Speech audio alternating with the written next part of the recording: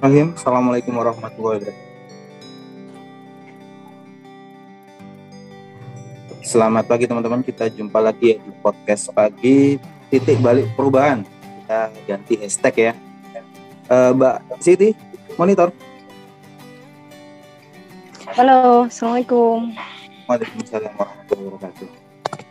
Sebelum kita awali podcast kita pagi ini, kita awali doa bersama dulu ya. A'udzubillahi minasyaitonirrajim. Bismillahirrahmanirrahim. Rabbi zidni ilma warzuqna fahma birahmatika ya arhamar rahimin. Baca sadar. Bang Aswar? Ya siap Om. Oke. Pagi ini kita akan bahas ini ya. Apa? Ketakutan. Ini Mbak Siti ini karena masa kecilnya penuh dengan tekanan. Jadi apa-apa itu dapat ancaman. Jadi ketika berkomunikasi dengan orang baru atau orang lain itu ada sedikit kayak ngeredek gitu, Kang. Redek. Iya. Terancam gitu ya. Iya. Ingat waktu kecil itu malah kayak waktu ngaji ya, belajar ngaji itu tiap ngaji nangis. Padahal enggak gimana-mana, tapi waktu kayak setor ngaji gitu loh, itu sampai nangis. Tiap hari. Oke. Iya. Oke ya, bismillahirrahmanirrahim. Assalamualaikum warahmatullahi wabarakatuh. Assalamualaikum warahmatullahi wabarakatuh. Selamat pagi ya teman-teman. Ada yang baru nggak ini pesertanya? Disapa-sapa dulu lah. Ini. Halo. Kayu gimana ini? Terus ada Bang Is. Bang Is masih di Jogja?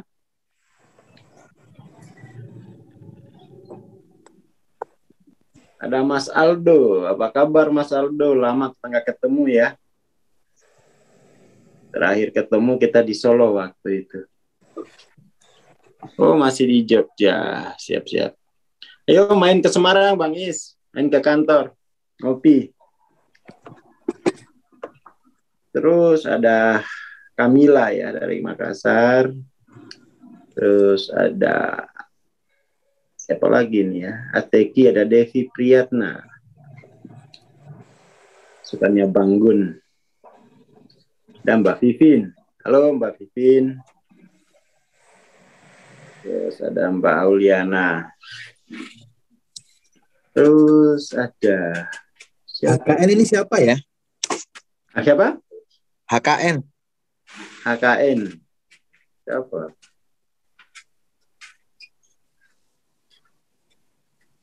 Baru kelihatan ya.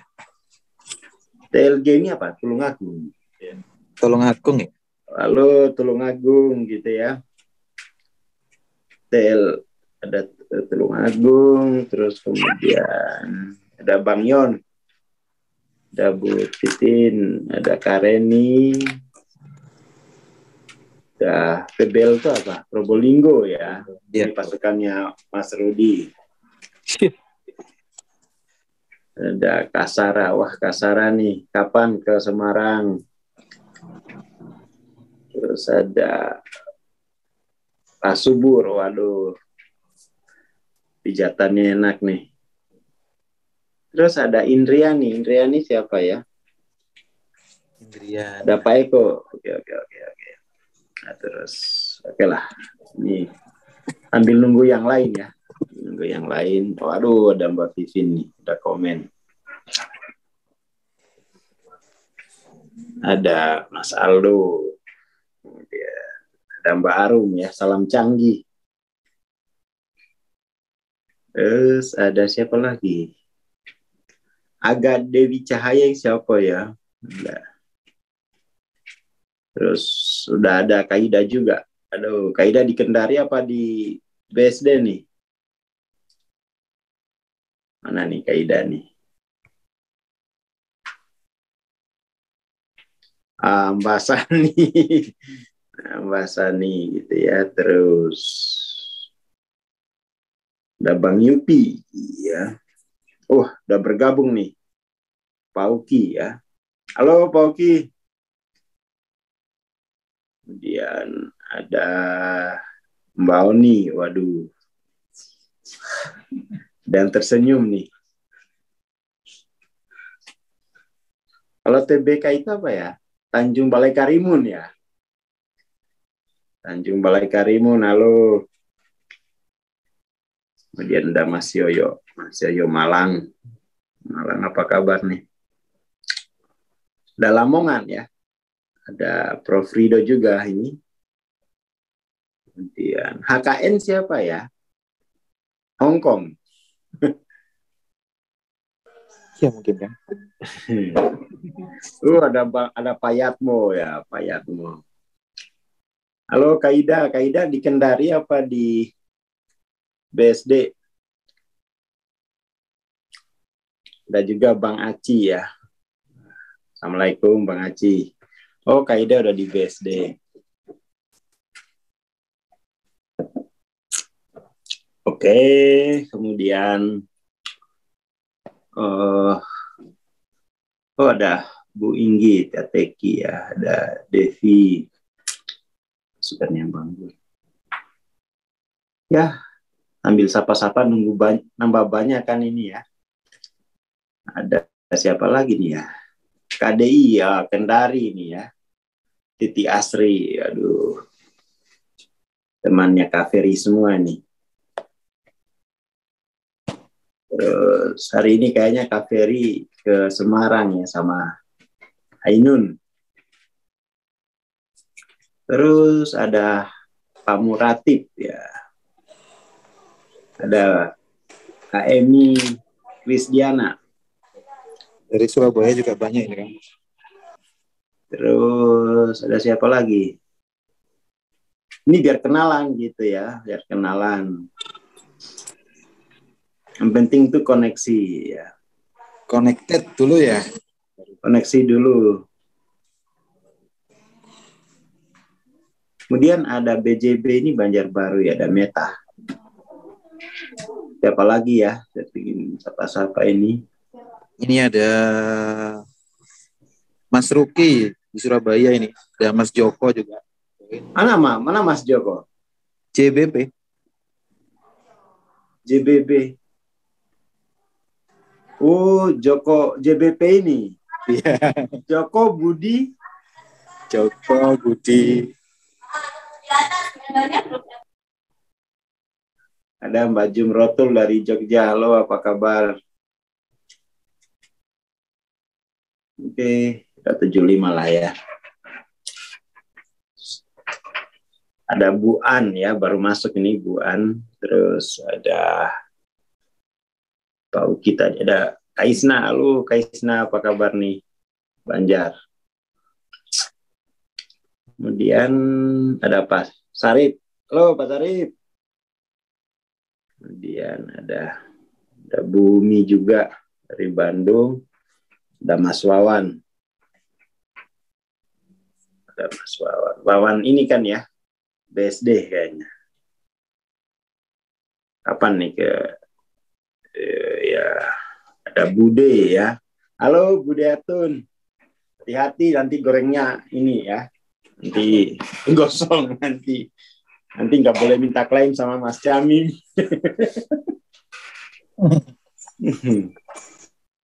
Ada Pak Saiful Huda, ini baru kenal nih ya. Karena selama ini nggak sapa-sapa ya, akhirnya ada Suprianto. Siapa ya Suprianto? Ada Sisi Arisandi, SIT. Apa SIT? Situbondo. Oh, Situbondo. Ya. Apa kabar Situbondo ya? Ya, juga Abdi Rasa. Ya, ini udah 80 nih. Ada Pak Purwoko. Ada Puji Kurniati. Terus Susantono. Santono ini kenal. Dari Ngawi juga ini ada Pak Eko. Nah, kita Minggu rencana mau ke Madiun. Mau singgah ke Madiun. Nah, nanti mampir ke rumahnya Mbak Arum. Tapi mau mampir kita. Oh, Jakarta, Pondok Cabe. Ya. Pasukannya Bu Ayu ini. Siap-siap. Oke, ya. Malang kejauhan, ya. Malang tuh jauh. Kita hanya mau sampai ke Kediri, lalu balik Madiun. Kediri kan langsung Madiun, ya. Dekat. Wah, Bondowoso. Jauh. Jadi teman-teman ini ya bagus ya, saling kenal gitu ya. Jadi saling terhubung ya. Oke, kita mulai. Saya kira cukup. Jadi ada perasaan terancam ya. Iya. Kita coba lihat.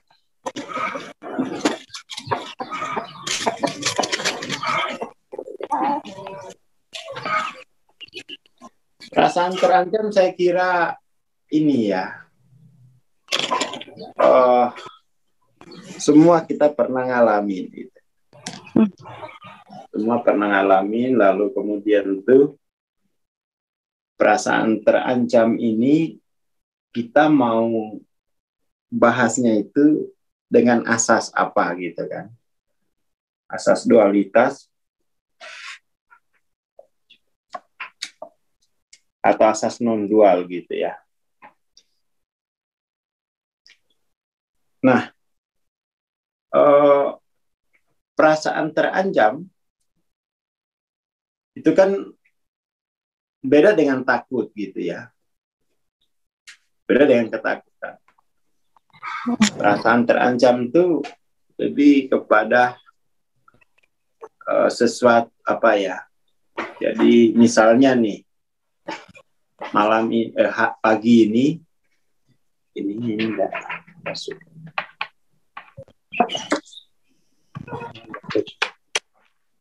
Jadi apa namanya itu? Misalnya pagi ini saya baru dapat telepon, ya. Dapat telepon, pokoknya harus bayar utang 20 juta. Kalau enggak, tabnya mau disita. Iya. Pokoknya nggak mau tahu sampai siang ya, sampai siang. Nah, itu setelah itu kan saya akan terancam tuh. Jadi perasaan terancam itu soal kita yang akan datang gitu ya. Ketidakpastian pada yang akan datang. Itu perasaan terancam. Jadi kecemasan pada masa depan. Cemas pada masa depan. Perasaan terancam seperti itu. Banyak dari kita itu sebenarnya ya hidup dalam perasaan terancam itu. Perasaan terancam. Penuh ketidakpastian akan keselamatan. Kurang lebih ya perasaan terancam itu kan. Ini soal ketidakpastian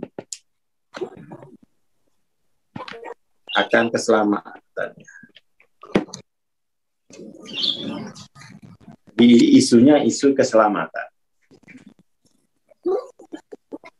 Maka biasanya orang itu ya harus punya juru selamat. Disitulah kita kemudian tergantung pada orang. Karena memang ada kebutuhan akan keselamatan. Ada kebutuhan akan keselamatan. Di sini bisa menjadi, jadi dalam dunia bisnis itu kan biasanya yang di blow up tuh ketakutan ya. Orang harus ketakutan dan kemudian setelah ditakuti lalu diberi kelangkaan. Jadi ada solusinya tapi ini langka. Akhirnya akan rebutan ya. Jadi fear and desire itu menjadi napas napas dalam dunia periklanan. Bisa kemudian tuh termasuk dalam agama. Orang mempromosikan agama itu dengan memicu rasa takut. Tidak-tidaknya dengan janji keselamatan. Padahal awalnya agama itu hadir memberi kabar gembira, bukan menakut-nakuti. Ada ayatnya kok itu. Agama itu pertama kali itu dia memberi kabar gembira. Tapi kita kadang-kadang itu dalam apa istilahnya, tokoh-tokohnya lah ya, justru memicu tombol rasa takut, tidak memicu tombol bahagia gitu ya. Makanya dakwahnya serem banget. Serem. Makanya orang kemudian yang memahami dinamika ini benci sama agama. Karena keliru kita membawa agama itu dengan terus-menerus memicu rasa takut. Udah mirip iklan. Udah mirip industri gitu ya. Jadi tidak menarik lagi akhirnya. Jahat juga. Jahat juga gitu.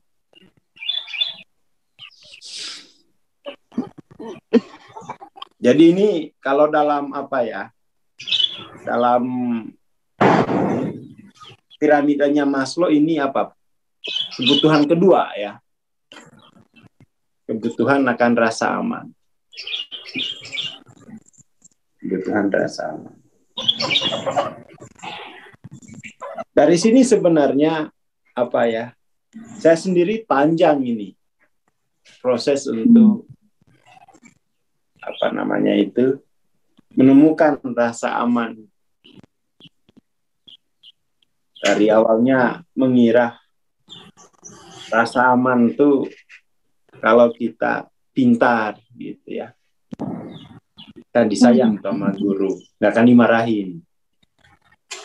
Kita sering bantu-bantu guru itu kan untuk mendapatkan rasa aman. Lalu kemudian naik lagi rasa aman itu ketika saya punya pekerjaan.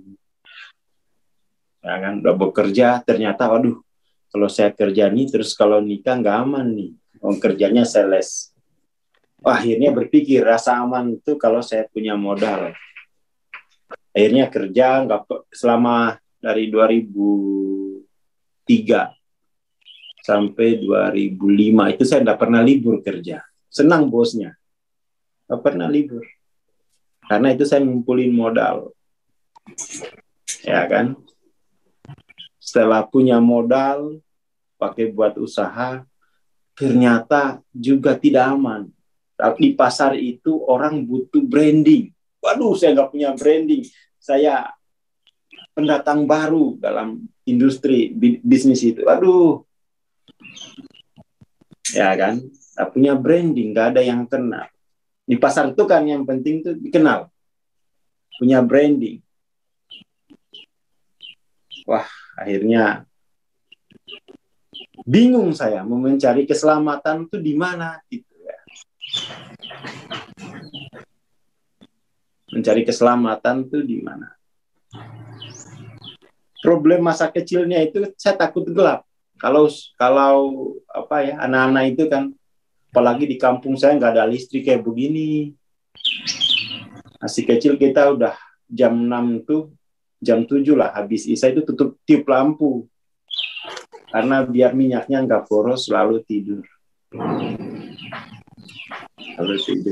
Makanya di SD saya nggak tidur, saya minta lampunya buat baca buku, buat belajar. Itu sebenarnya biar ini takut gitu ya. Saya takut gelap. Takut gelap. Kemudian takut kalau lihat orang itu dikubur. Itu makan apa di dalam? Siapa yang bawain lampu? Kemudian tuh ya bibi biasanya. Itu nanti lampunya itu kalau dia amalnya ada, nanti amalnya itu yang jadi lampu. Itu cara menerangkan dinamika kuburan tuh. Lampu aja dia kan gelap banget gitu, mencekam gitu ya. Mencekam. Lalu kemudian karena dalam bisnis itu semua tidak pasti. Semua tidak ada jaminan keselamatan gitu ya. Akhirnya akan ketemu Mbah dikasih dijazahi amalan. Oh, ini jalan selamat ini. Amalan gitu ya. Kasih amalan. Jadi ya kalau diamalkan tuh laku jualan. Orang tuh jadi apa? Tapi amalannya akan berat. Di situ tuh saya mulai merasa ada sesuatu yang saya ketahui yang itu bisa menjamin, memberikan rasa kepastian. Kalau saya praktekkan tuh, saya amalkan, jadi dia. Jadi itu perjalanan saya ya, terkait rasa aman. Akhirnya tuh kayak merasa punya jimat lah, tapi ini jimatnya harus diamalkan. Nggak takut lagi. Dan itu terbukti ketika ditodong orang gitu ya. Itu orangnya ingat lagi amalannya begitu. Ya, orangnya nggak jadi gitu. Di Surabaya dibawa ke ruko-ruko malam-malam gitu. Orang lain dimintain uangnya, saya malah dikasih uang. Iya. Iya, itu satu mobil itu dari Balikpapan ya. Dari Balikpapan tuh apa namanya kapal feri itu tiba di Surabaya jam 12. Tiba-tiba ada tumpangan. Bungur. 10.000, ya naik semua. Ternyata dibawa ke ruko. Waduh. Mobilnya mobil Cherry. Paling berapa orang ya? 8 orang ya. Tapi 2 mobil. 2 mobil tuh hampir 20-an lah. Masukin ke ruko semua, dimintain dompetnya, jam arloji. Lah saya malah dikasih uang. Ini nanti buat ini ya. Saya malah dikasih uang. Jangan mintain saya, ini saya mau ke guru saya. Saya tahu logatnya ini logat-logat Madura ini. Orang Madura itu kalau apa ya? Ini saya mau ke kiai saya gitu ya. Terus saya, oh iya kamu di sini aja, nanti tak kasih uang. Siap. Saya dikasih, selamat. Tapi akhirnya tuh itu kan amalia begitu kan membuat saya tidak puas juga. Maksudnya masa ya harus amalan terus gitu ya. Akhirnya tuh saya mempelajari energi psikologi waktu itu. Jadi bahaya ini kalau saya masih tidur, kan nggak bisa baca amalannya itu. Ya kan? Lagi pula ada istilah reversal begitu ya. Ada reversal. Akhirnya kan saya mencoba saya ingin memahami pengalaman ini secara pasti gitu ya. Secara pasti. Akhirnya tuh karena lama saya amalkan dari guru saya itu, wiritan Asmaul Husna. Asmaul Husna. Akhirnya tuh, oh ini sebenarnya ini bukan senjata. Ya. Bisa juga sih sebagai senjata. Artinya kita hanya memahami khasiatnya, kaifiatnya yang dipahami. Tapi lebih dari itu sebenarnya ini adalah sebuah tingkat kesadaran gitu ya. Sebuah tingkat kesadaran. Akhirnya kan bagaimana ini membuat pengalaman ini menjadi sebuah konteks kesadaran. Saya teliti sendiri. Saya masuk dulu ke psikologi, mencari dinamika psikologinya kan. Belajar saya, terus sampai kemudian tuh ya mempelajari kalahan. Saya sebelum pelajari Hawking itu belajar kalahan dulu. Habis belajar kalahan baru belajar psikologi Jawa. Habis itu baru Hawking. Makanya mudah. Bagi saya itu Hawking itu mudah. Saya pelajari. Akhirnya tuh saya menemukan Persoalannya itu adalah ketika amalan, karena amalannya udah lama gitu ya, saya akhirnya bisa saya simpulkan, ketika saya baca amalan ini, source of self saya itu berubah gitu. Dia mengalami progresif. Saking saya bacanya itu tiap hari sambil saya mau lihat apa ada malaikat yang datang atau apa gitu ya. Saya ingin tahu gitu. Yang namanya anak kecil. Ya, saya ingin tahu apa kalau saya baca seharian itu langsung kayak di film-film, Assalamualaikum. Saya nanti yang jaga kamu gitu ya. Kalau ada apa-apa tinggal pencet tombol merah gitu ya. Ternyata itu enggak. Saya amalkan itu saya ekstrim. Saya nggak sekolah, nggak kerja kan. Saya amalan aja. Saya ingin tahu apa gitu. Fenomena apa. Lalu kemudian tuh akhirnya ya saya lewat obrolan sama Mbah itu. Oh ini aslinya itu tingkat kesadaran. Di kalangan pondok itu kan, tasawuf itu kan, apa namanya, istiqomah itu lebih penting daripada karomah, ya kan? Karomah itu kan fenomena-fenomena subjektif, fenomena-fenomena spiritual. Bagaimana kemudian tuh saya bisa istiqomah di situ kan? Oh ini kayaknya tingkat kesadaran. Dan saya amati betul, saya udah belajar psikologi gitu, ingin saya dinamika yang terjadi itu loh, ketika amalia itu progresifnya memang, saya sampai bisa, kalau hitungan ke 5.000, saya masuk ke sini, terhubung ke sini. Hitungan ke 10.000, saya masuk ke sini, sampai saya tandai benar itu. Proses progresifnya itu. Saya belajar progresif itu dari situ, perjalanan sama Mbak itu, oh hitungan ke sini masuk sini, hitungan ke sini masuk sini, hitungan ke sini masuk sini gitu. Tapi ya hanya begitu ketemunya.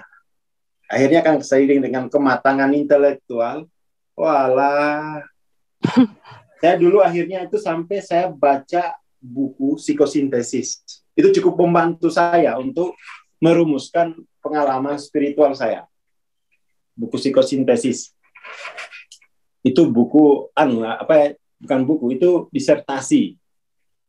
Disertasi tahun 1920.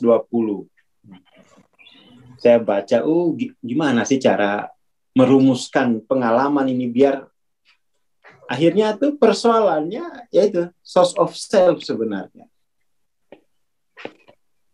Source of self-nya apa? Ini yang paling pokok.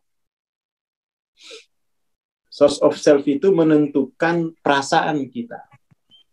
Sampai saya itu dapat ijazah. Dapat ijazah amalia itu untuk rasa aman ini.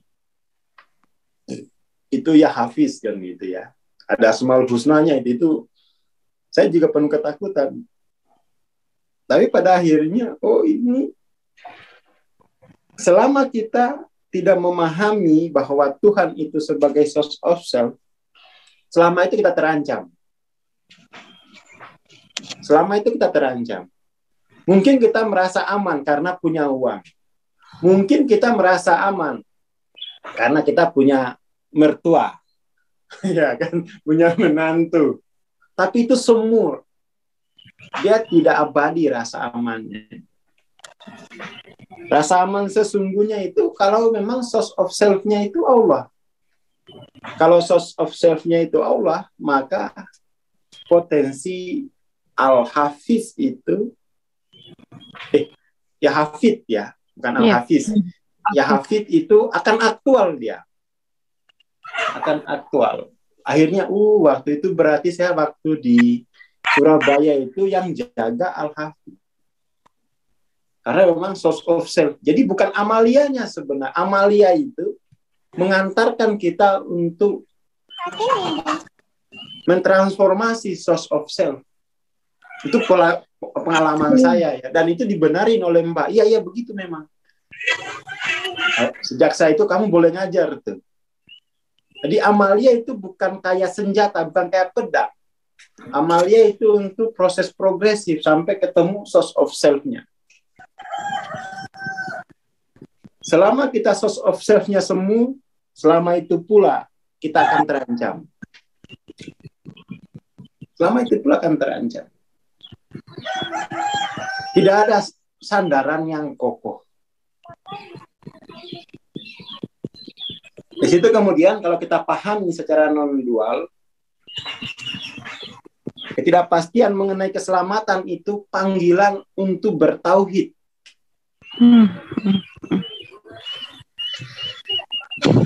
Semacam apa ya? Wake up call ya. Wake up call. Jadi bukan kita yang lemah, memang ini tarikan ya. Tarikan jiwa. Wake up call. Jadi kita tidak akan memahaminya secara psikologis saja, tetapi secara spiritual juga. Wake up call.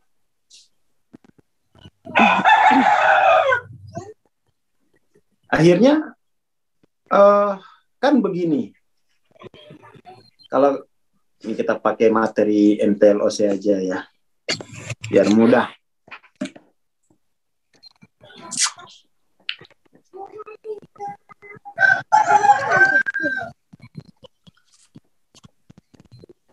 Mana tuh ya? Boom, boom, boom, boom, boom, boom. Ini tuh kalau di apa? Kalau di tarekat gitu ya. Tarekat itu kan sebenarnya metodologi untuk sampai apa ya? Sampai. Jadi di tarekat itu yang pertama kali dihajar tuh source of self. Makanya zikirnya fa'alam annahu la ilaha illallah. Hajar itu dulu. Karena dia tahu bahwa kebutuhan yang paling dasar dari jiwa itu akan rasa selamat. Kebutuhan paling dasar itu ada di kitab di buku Sufi Healing. Sufi Healing ada mursid dari India sana. Saya dulu belajar. Jadi kebutuhan pertama jiwa itu kebutuhan kan keselamatan. Dia harus memastikan dulu bahwa gerak hidup saya ini selamat. Safety first. Itu prinsip ta'awuz. Auzubillahi minas. Jadi selamat dulu yang penting. Menang nanti. Udah berjuang, udah menang, ternyata nggak selamat. Lah kan meaningless. Ya kan? Kayak rumah tangga artis. Heboh di awal, ternyata nggak selamat. Jadi jangan sampai kita kayak rumah tangga artis ini gitu. Udah heboh, udah macam-macam lah. Pada akhirnya nggak selamat. Kenapa? Itu tidak berpegang pada source of self yang sama. Atau tidak terhubung dengan source of self yang sama. Jadi kalau Tuhan itu tidak menjadi source of self, itu bisa sekuler. Tuhan itu di sono, indifferent. Tarekat kan itu. Tarekat tuh pokoknya biar nancap. Source of self-nya itu Allah. Makanya ada zikir harian, ada sulu, ada tawaju, biar tersadari dia.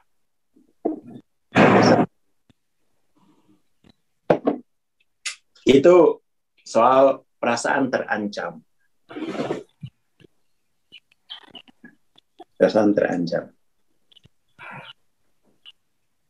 Jadi mesti itu persoalan paling mendasar kalau dalam tasawuf.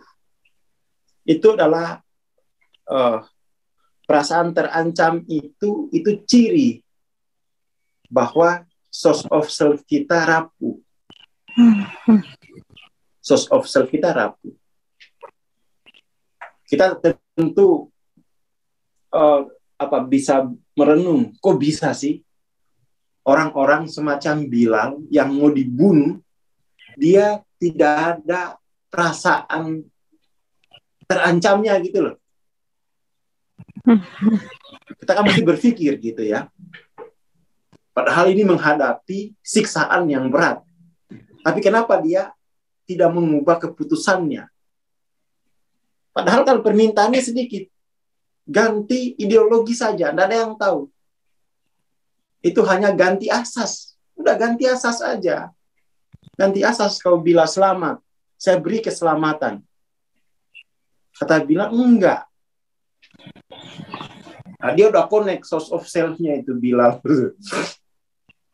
Disiksa sama Umayyah ya. Ketemu di Badar, habis Umayyah. Ditombak. Ya Umayyah itu ketemu Bilal di Badar, oh selesai Umayyah itu.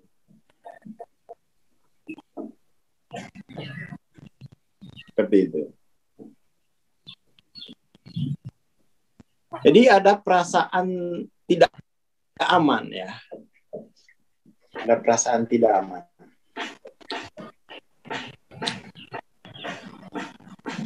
Jadi itu soal pencarian source of self ya. Tapi kebudayaan kita itu dipahami itu problem sosial. Oh, kamu butuh polisi. Kamu butuh pacar yang ototnya kayak jadi Corbuzier.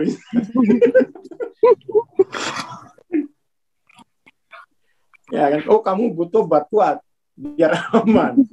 Kamu butuh apa? Bayam kaleng seperti Popeye.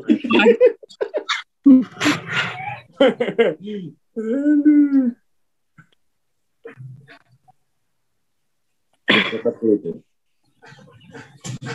Jadi pencarian akan rasa aman itu pencarian akan keselamatan itu kebutuhan jiwa yang pertama sebelum dikasih gelar. Kalau kita kan enggak dikasih gelar dulu, udah selamat akhirnya. Kena GERD saat kuliah. Ya teman-teman saya gitu ya kuliah kena GERD. Kenapa sih kok kuliah kena GERD? Terbebani dia. Jadi justru perasaan tidak amannya itu makin berlapis-lapis. Makin berlapis-lapis. Dan jangan sampai dipahami itu hanya fenomena psikologi. Gagal kita udah. Atau hanya fenomena biologi.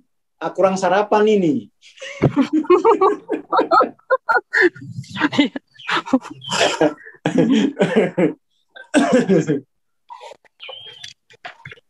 Ya kan? Atau jangan sampai dipahami itu ini hanya kurang senjata. Ya. Dipahami secara dualistik. Itu panggilan untuk menemukan source of self yang sejati. Kalau orang mau jujur, itu perasaan terancam itu setiap saat kok. Setiap saat. Kecemasan eksistensial kan itu ya. Kecemasan eksistensial. Itu bukan sekedar kecemasan psikologis. Tapi kita ya selalu memahaminya itu sebagai gejala psikologis. Gejala sosial karena kamu belum punya peran sosial. Ya seperti itu pemahamannya. Akhirnya ya krisis terus, setelah punya peran cemas lagi, setelah punya peran cemas lagi gitu kan.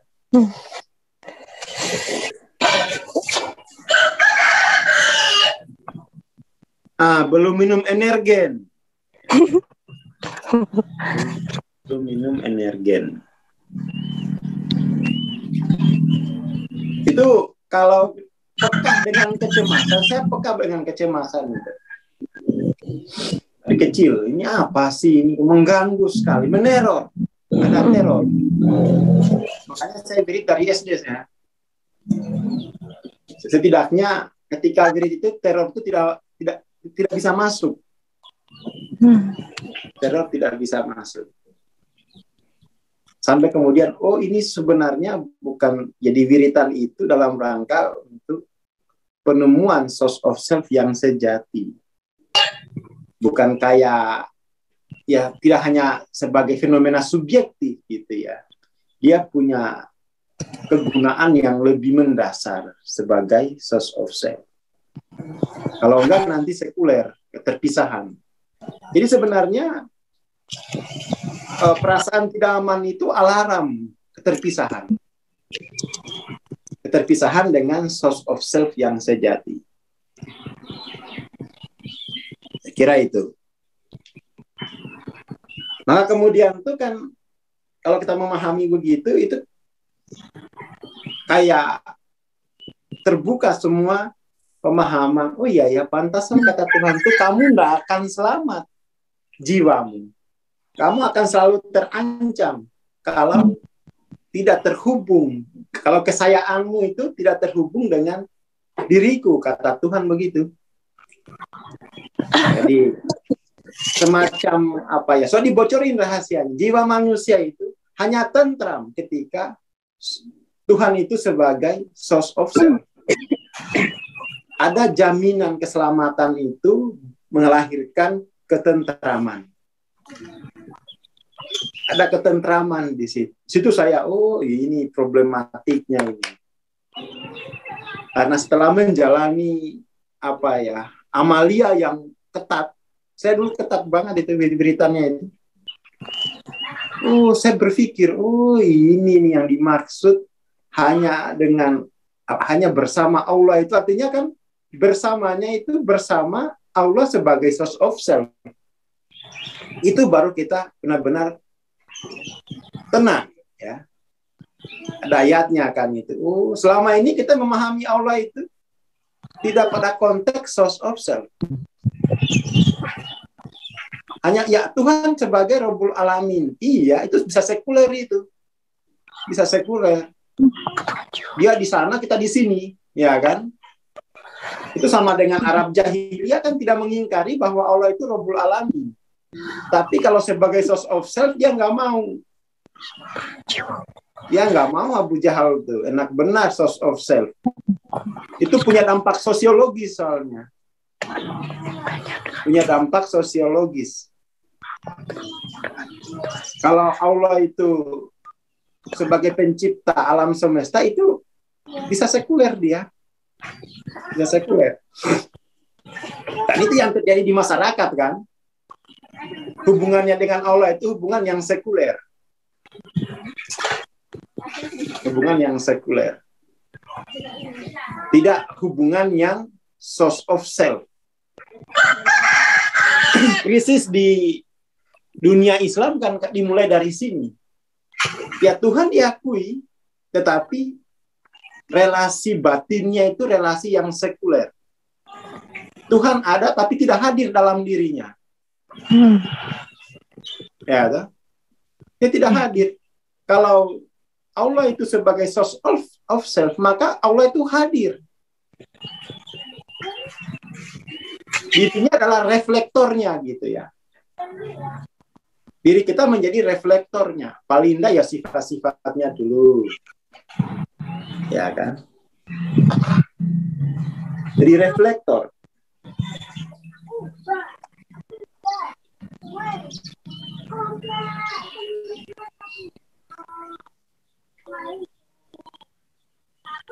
Lalu kemudian, ya ini persoalan terbesar nih ya. Saya menemukan bahwa ini persoalan yang tidak pernah diucapkan dengan jelas gitu.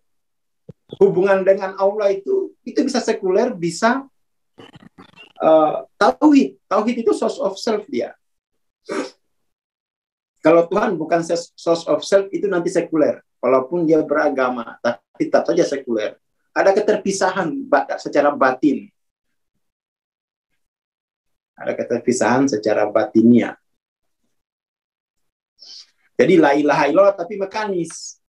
Hanya sebagai syarat ritual. Hanya sebagai syarat dalam agama. Nah, kalau itu kan kontrak namanya. Kalau hubungan mekanis itu hubungan kontrak saja. Bukan hubungan cinta. Ini persoalan terbesar itu ya. Persoalan terbesar kita. Ini krisis tauhid. Dan itu akan melahirkan perasaan terancam terus-menerus. Nggak ada obatnya itu. Nggak ada obatnya. Obatnya hanya satu. Rela tidak rela, menyadari bahwa Tuhan itu sebagai sumber rasa kesayanganku. Jadi kesayaan, kita tidak punya kesayaan akhirnya. Hanya sebuah reflektor. Situ saya mulai merasakan tuh tenang gitu ya, ketenangan. Belum menang, masih susah, masih miskin. Tapi udah tenang. Udah tenang, udah bisa self-healing, pokoknya aman lah. Jadi itu pesan soal kecemasan, soal keselamatan. Itu proses untuk penemuan source of self yang sejati. Gitu ya. Nah, jadi itu jangan dipahami hanya sebagai fenomena belum sarapan energen. Jangan dipahami fenomena ini saya traumatik. Jangan hanya sampai di situ. Jangan dipahami ini saya kurang hormon. Kurang transferan apalagi ya. Harus dipahami pada akar yang sesungguhnya bahwa ini saya sedang mengalami keterpisahan. Artinya source of self kita bukan yang sejati. Bukan yang sejati. Saya kira itu dulu ya. Saya kira itu soal ancaman, perasaan terancam itu kan berarti kebutuhan akan rasa selamat. Kepastian mengenai keselamatan. Kalau Allah itu sebagai source of self, kita tidak butuh juru selamat. Kita tidak butuh juru selamat. Kenapa? Semua orang source of self-nya Allah kan? Yaitu. Itulah tauhid. Kita tidak butuh calo. Semua runtuh itu calo itu. Karena hanya yang esa itu, ya kan? Yang esa. Di Quran banyak itu yang begitu itu. Cuma memang wacana mengenai source of self ini khas tarekat. Khas tarekat.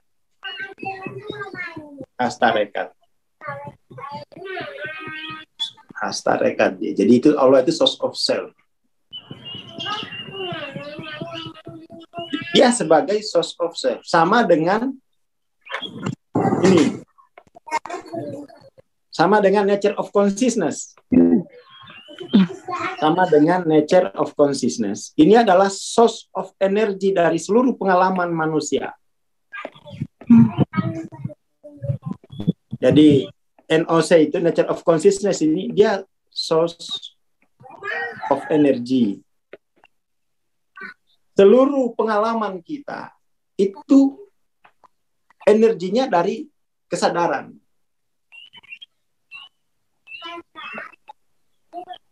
Dulu ini saya diajarin kalau Allah itu, kalau ini ya terkait syahadatnya orang Islam ya. Mohon maaf bagi yang lain. Kalau Allah itu source of self, Rasulullah itu source of behavior.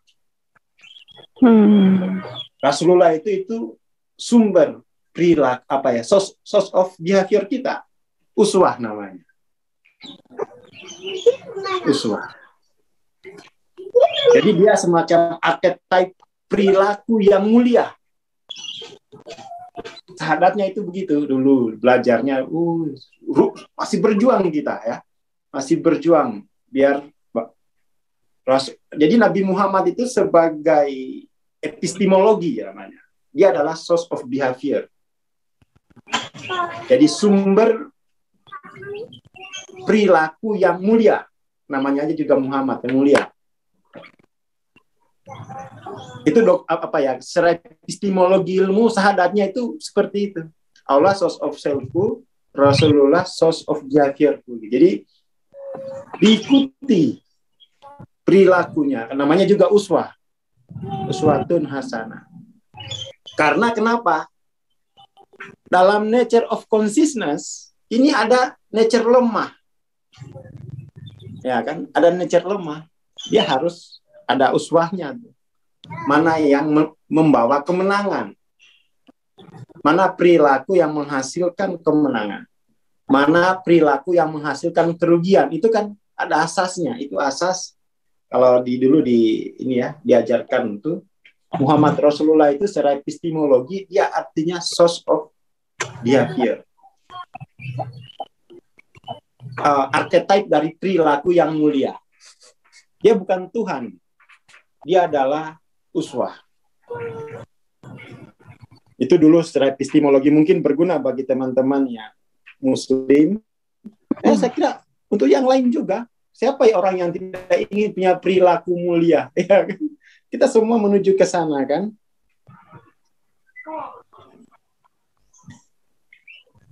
Ini ada seperti itu.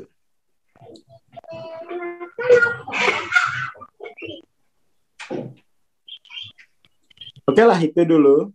Terima kasih. Assalamualaikum warahmatullahi wabarakatuh. Waalaikumsalam warahmatullahi wabarakatuh. Terima kasih banyak Pak Sohar. Terima kasih banyak, Pak. Terima kasih Mbak Siti. Terima kasih teman-teman Amin. Pekan depan insya Allah.